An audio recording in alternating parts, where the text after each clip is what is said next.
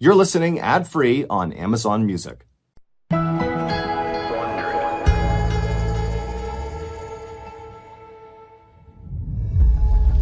In November of 2007, a scientist stood on the edge of a 50-foot wide crater in the Peruvian high desert.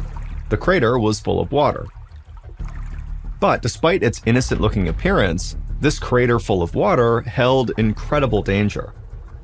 When it formed 2 months earlier, hundreds of people and animals in the area had gotten violently sick, and so far, no one had come up with a good explanation for how this was possible. In fact, according to the laws of physics, the crater shouldn't even exist. It was a mystery that had researchers all over the planet scratching their heads. But as the scientist stared down into the big crater, he thought he might have the answer to both of these mysteries. And if he was right, it would mean that the threat posed by this crater was far greater than anyone imagined.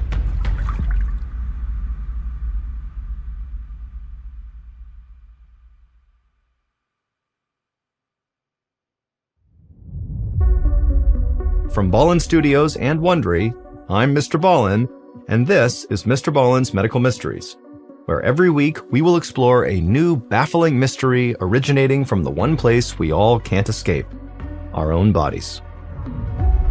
If you like today's story, please ask the follow button to come skip some stones with you on a lake, but when the follow button isn't looking, steal their phone and skip that into the water.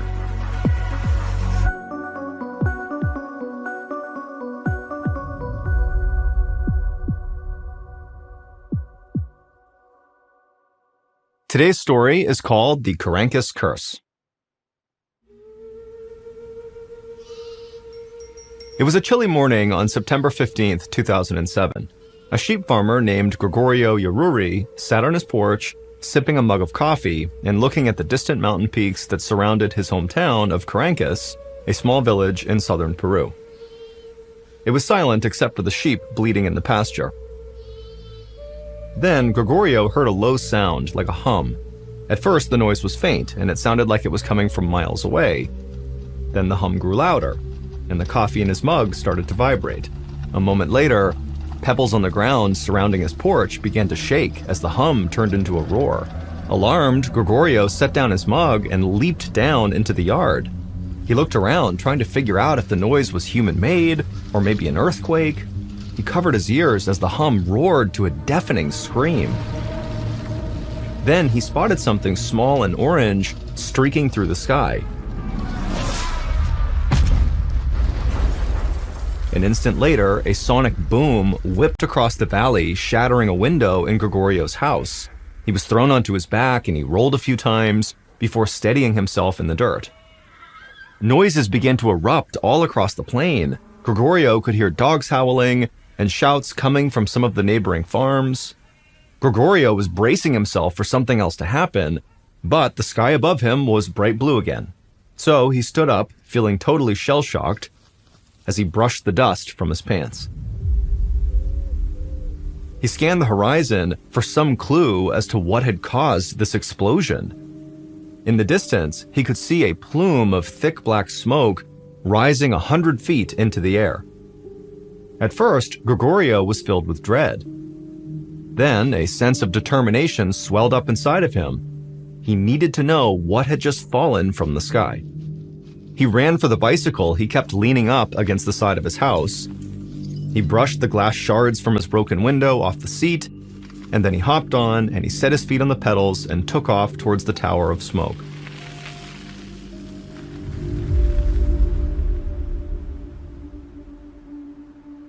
As Gregorio neared the site of impact, the smell of rotten eggs stung the inside of his nostrils. He pulled over just long enough to grab his bandana out of his back pocket and tie it around his face to block the smell. About 100 feet from the tower of smoke, he noticed red dust covering the ground. The closer he got, the thicker the blanket of dust seemed to be. When he finally reached the base of the smoke plume, he rubbed the dust with his feet. It appeared to be clay that had been kicked up by the crash. The smoke was so thick, he still couldn't tell what had impacted the ground. But whatever it was, it had created what appeared to be a huge crater in the ground. The column of smoke was emerging from a hole about 50 feet across, It really looked like someone had just detonated a bomb there. A few minutes later, the smoke started thinning out, and Gregorio could finally see into this crater. He walked up to the edge, and his eyes widened from a combination of fear and wonder. The crater was filled with a dark green liquid. The liquid had a consistency somewhere between maybe water and sludge, and it was bubbling as if it was simmering. Gregorio pinched his nose through the bandana. The egg smell coming off of this crater was so strong that he felt sick to his stomach.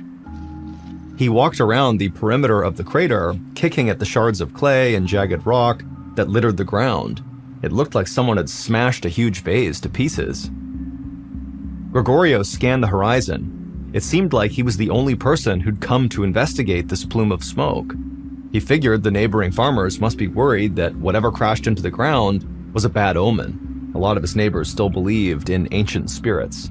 But after a while, it struck Gregorio as kind of odd that not even an emergency vehicle had come out to survey the scene. Something had just shot out of the sky and smashed into the earth. It felt like that was the kind of thing police would want to know about. But Gregorio knew help would not be coming from his village. Only about 250 people lived in Caracas, so it didn't have its own police force. The authorities were located in the nearby town of Desaguadero, which was about 7 miles up the road. Gregorio wasn't sure if the folks in Desaguadero would be able to see the smoke plume from there. If they couldn't, he worried that the authorities might not even know this happened. Gregorio jumped back on his bicycle and pedaled to the house of a neighbor who owned a motorcycle that Gregorio knew he'd be able to borrow. It was going to be up to him to raise the alarm, and he had to get out there fast.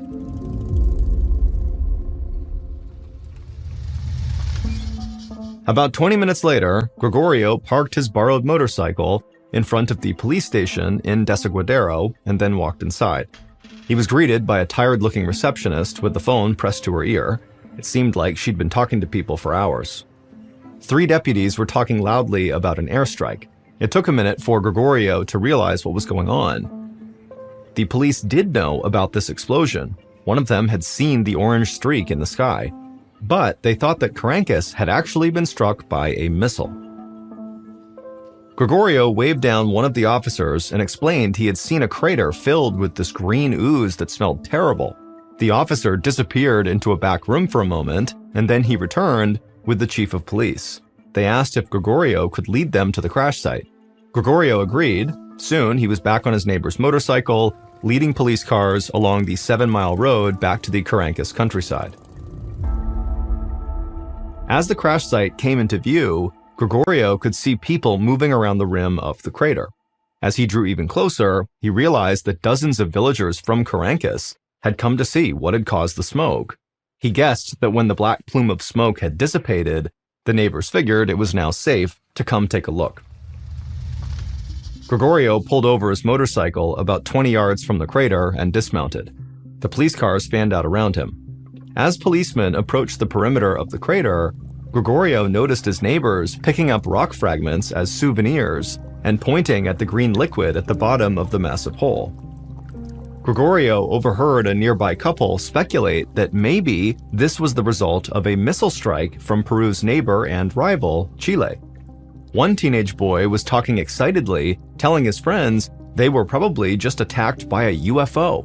An old woman, who Gregorio assumed was the boy's grandmother, told him to be quiet. This was clearly a sign of bad things to come, a curse sent by the spirits. She sounded terrified. Gregorio did not find any of these theories very convincing. However, he wasn't ready to offer any of his own. But the strange explosion had him just as curious as his neighbors. He picked up a shard of deep red rock near his feet and slipped it into his coat pocket, just as another car pulled onto the scene. Gregorio recognized the mayor of Caracas, Maximiliano Trujillo. Mayor Trujillo stepped out of the back seat, squinting in the sunlight. The mayor walked toward the crater, looking stunned. He stopped right next to Gregorio and asked what happened. Gregorio just shrugged, still in disbelief. Straight ahead of them, a pile of black rocks were smoking at the edge of the crater. The mayor's eyes widened when he saw them, and he began walking toward the crater to get a better look. By late afternoon, hundreds of people had gathered at the crash site. Gregorio stood near the front of the crowd, hoping that if he stuck around long enough, the police might announce what had caused this explosion. As the sun started to set, the smell of rotten eggs returned. It was faint, but pungent. Gregorio's eyes began to water. He pulled his bandana back up over his face, but that didn't work anymore. The smell was giving him a headache. A few minutes later, a short woman standing near Gregorio leaned over and began vomiting, and she wasn't the only one. People all around the crater were starting to get sick. Between the rotten smell coming off the green sludge and now the vomit, the air around the crater was now so thick that Gregorio thought he might faint. He fought his way through the crowd back to his motorcycle and sped off towards home, sucking in the fresh air as he went. When he walked through his front door, his phone was ringing. It was his son, who had moved about 6 hours away for a job after he had graduated school. As Gregorio told him about the afternoon's excitement, he took the rock out of his pocket and he laid it on the kitchen table. He began to describe its deep red color, but his son cut him off. He begged Gregorio not to touch it. If Carancas was attacked by a missile, then this red rock could very likely be radioactive. Gregorio remembered the people getting sick at the crater. He felt a surge of anxiety, and he covered the rock with a dish towel. If his son was right, half the town was now vulnerable, and Gregorio spent more time at the crater than anyone else. Panicked, he hung up on his son and ran outside to hose himself off. He didn't know how much it would help, but he had to do something. He spent the rest of the evening feeling totally anxious, until finally he managed to fall asleep.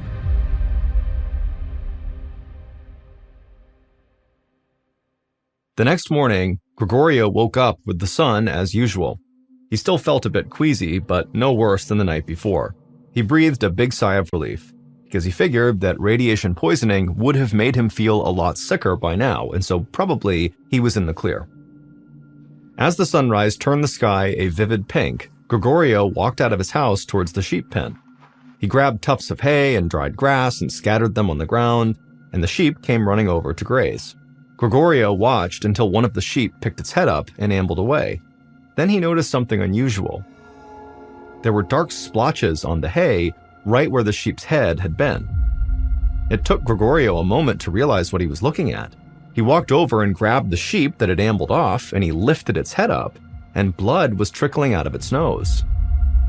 Then he looked at the ground. Another splotch of blood stained the hay beneath his feet. As he walked the length of the pen, he found drops of blood spattered all over the ground. Gregorio rushed inside and called his vet, expecting to leave a voicemail since it was still early, but to his surprise, the vet actually picked up. He sounded wide awake, like he'd already been up for hours. He said that he'd been getting calls all morning. Livestock across Carancas were getting sick. The vet promised to make Gregorio's farm his next stop. Gregorio thanked him and hung up. He had no idea what kind of sickness had emerged from that crater, but it seemed like it could be deadly.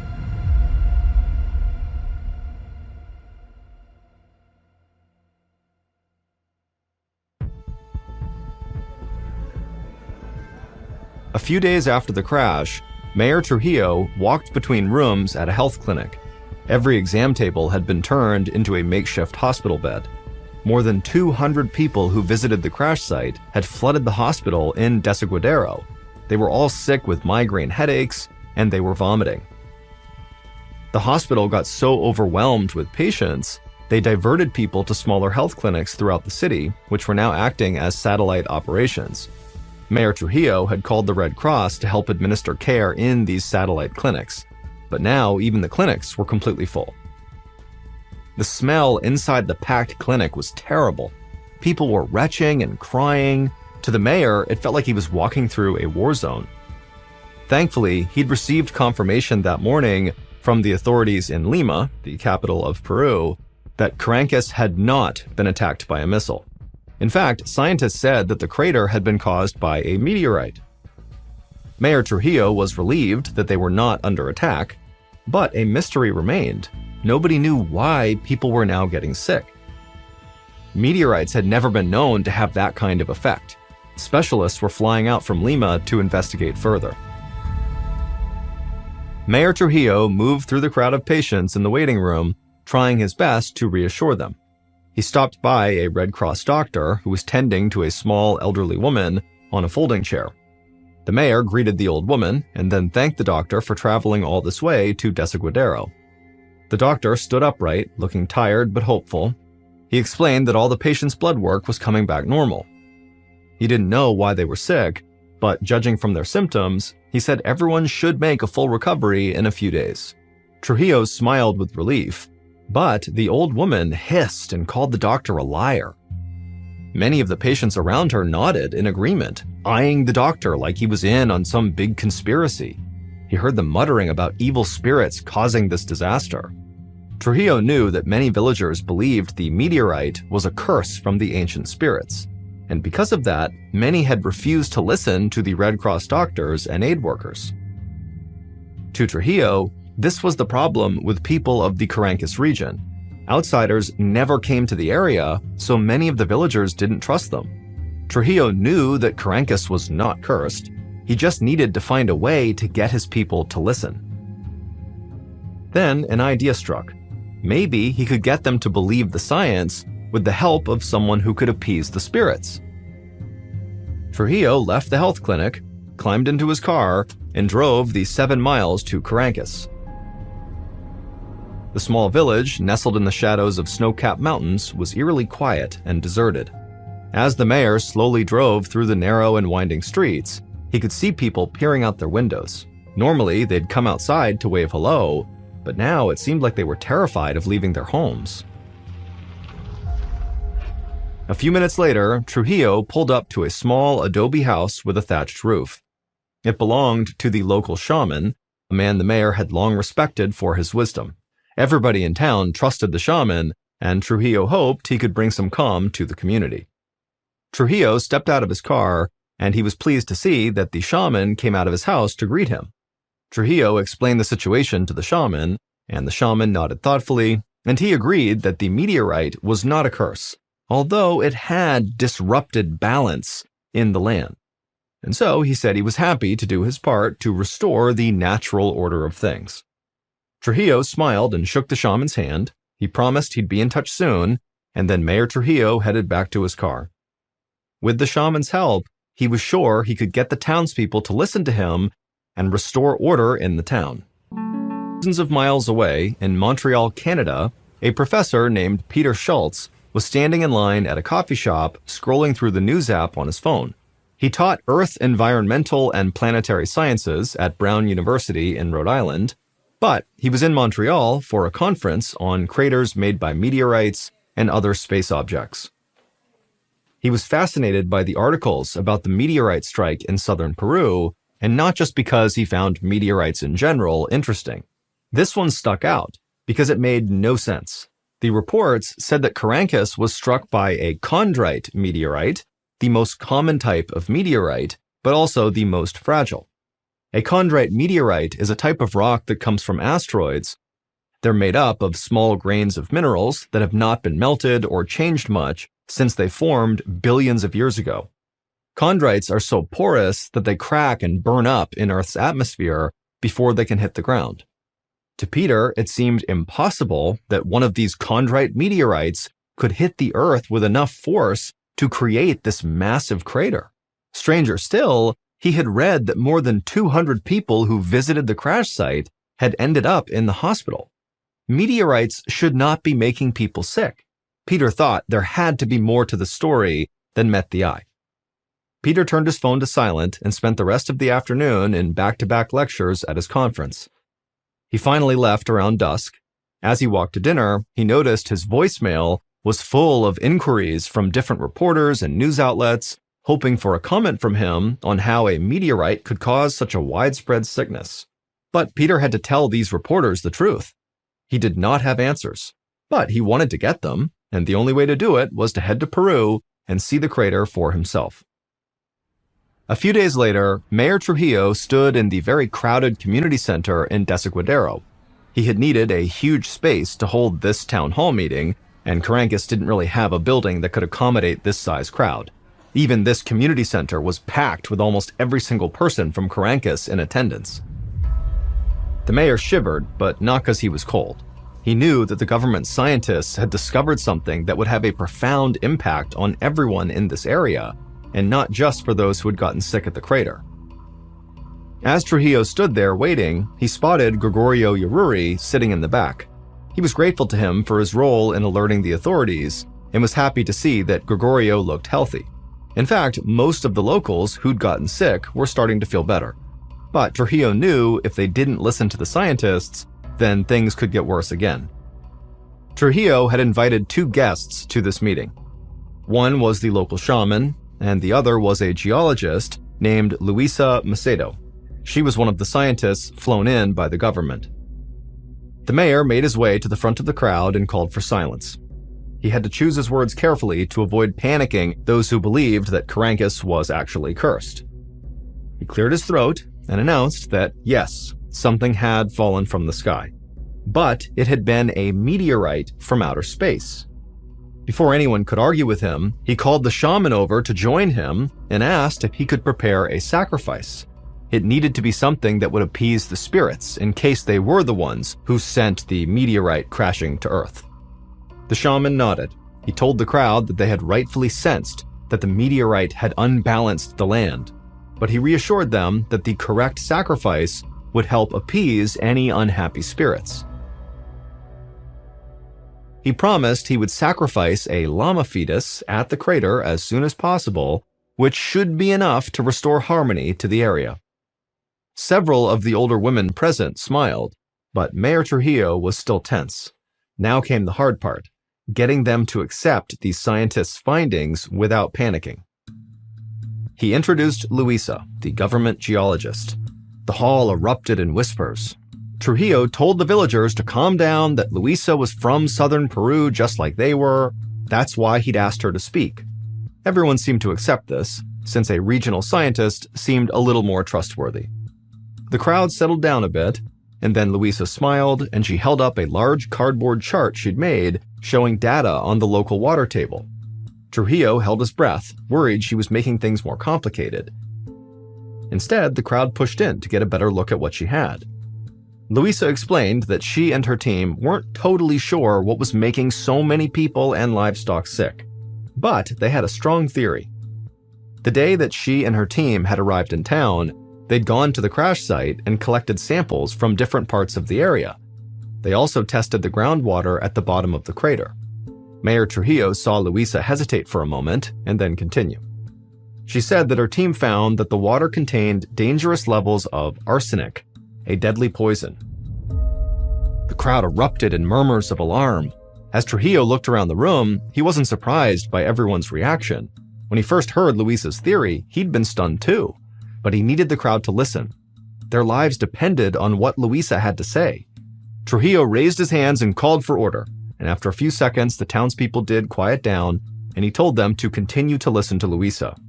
Luisa nodded and then explained that when the meteorite hit Carancas, the shockwave caused the groundwater to heat up and vaporize. This caused the air to fill with a fine mist of arsenic vapor. Everyone who had gone to see the crater got sick because they had inhaled that vapor. After hearing what she had to say, the crowd became agitated again and started shouting questions.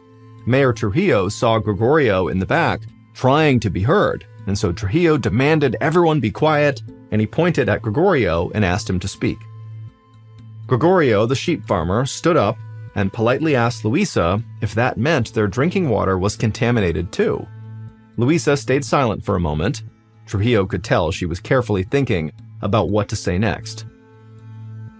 Finally, she nodded and said that although they did need to do more testing, it was very likely. In fact, most likely, their water supply had been contaminated for years, making the people less healthy and more vulnerable to deadly diseases like cancer, heart disease, and diabetes. And so until they knew for sure, Luisa advised the crowd to just drink bottled water. Gregorio was alarmed by what he heard, but he thanked her and sat down. Everyone else seemed totally stunned into silence by Luisa's explanation. First the meteor hit, making people sick. Now they learned their water was contaminated all along. Trujillo knew it was frightening, but at least they knew what they were dealing with. After answering more questions, Luisa wrapped up her remarks and walked off the stage. But as she headed toward him, Mayor Trujillo noticed that the scientist looked anxious. He pulled her aside and asked if everything was okay. Luisa shook her head and told him that something still didn't make sense. She was confident that the sickness had been caused by arsenic gas from the meteorite impact, but she had not actually proven that. No scientists had detected arsenic in the air around the crater. That was a theory. In fact, she didn't understand how the meteorite could have gotten hot enough to create this toxic arsenic vapor. Luisa explained that meteorites are usually freezing when they impact Earth, even though they may look like they're on fire. That's because space is extremely cold, with an average temperature of negative 454 degrees Fahrenheit. The friction caused by entering Earth's atmosphere would have heated it up a little bit, but not enough to boil water and turn it into a mist. Mayor Trujillo frowned. He now realized that even Luisa wasn't sure that her arsenic theory was right. And if she was wrong, then something else had made his people sick. Trujillo was troubled. But he had a more immediate challenge, making sure the local drinking water was safe. It was up to the scientists to figure out whether arsenic vapor or something else had caused the mass sickness. Until they figured it out, Trujillo knew he would not sleep well.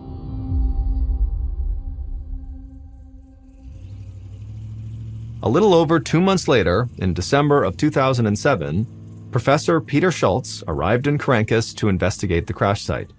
On a dry and sunny day, he drove through the winding roads of the rugged countryside until he reached the crater. Even though the rainy season had nearly filled it with water, he was struck by how massive it was.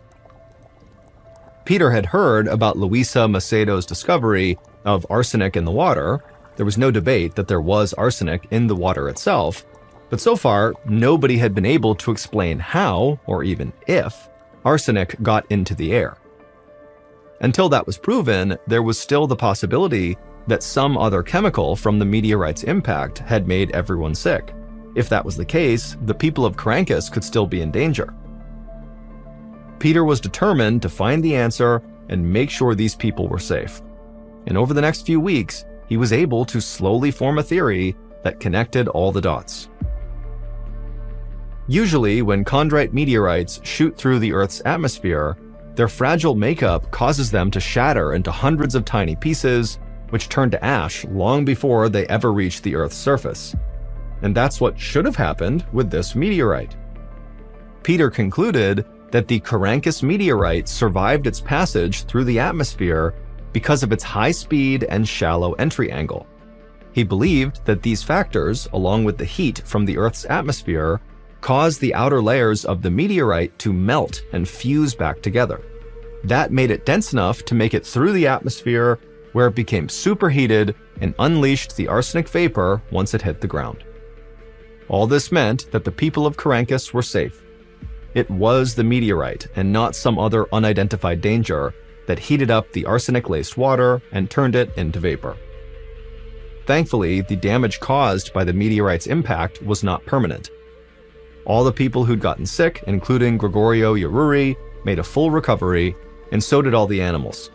Thanks to the research of Luisa Macedo and the other scientists, arsenic was detected in the drinking water, and nonprofit organizations have installed measures to make it safer. Even though the water is cleaner and the arsenic gas is long gone, the people of Caracas will always remember when, in a way, they were attacked by a UFO.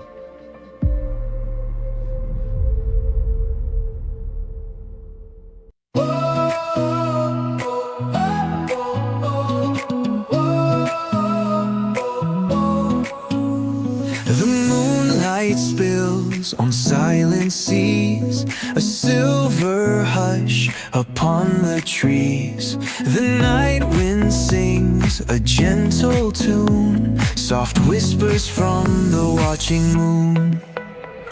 The stars like diamonds paint the sky, a dreamland far beyond the eye. Each twinkle tells a tale untold, of love, of time, of days grown old. Oh, fleeting night, so calm, so deep, where secrets rest and sorrows sleep.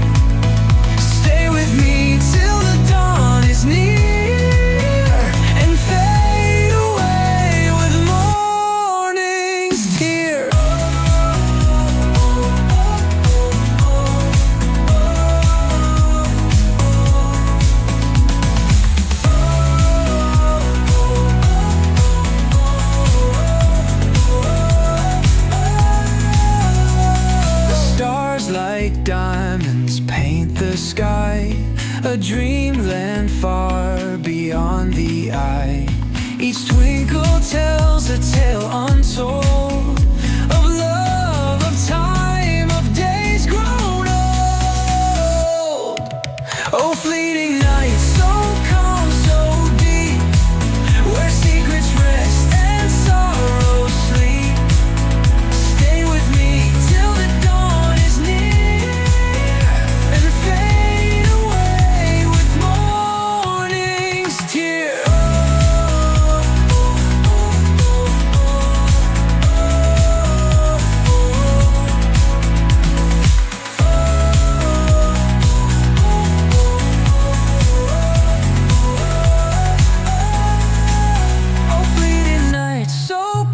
So deep, where secrets rest and sorrows sleep.